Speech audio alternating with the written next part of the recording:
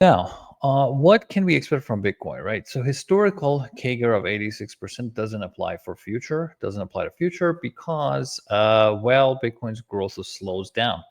And you can very well see that in this power curve model that captures Bitcoin's long-term 16-year trend in a simple and single curve, which shows us very consistent and methodical growth.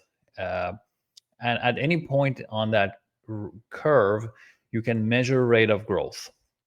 So initially you can see it was at about 200, 300, and then it slowed down to below 100% after 2018, and then below 50% after 2024, and right now again at 42.5%.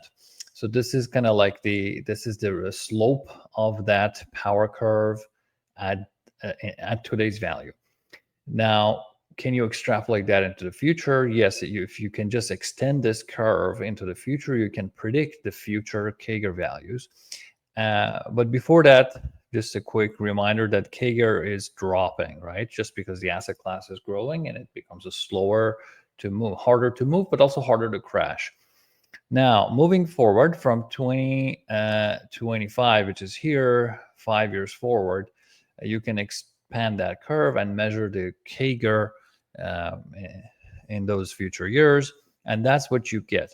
So again, from 2020, you start from a CAGR of 65%, go down to 42 for today, and then from there go down to 30% by the end of 2030. So even though it drops, it will only drop from 40% to 30% CAGR in the by the end of 2030, right? So it's still more than 30%, massively bigger than what you can expect from Nasdaq and gold.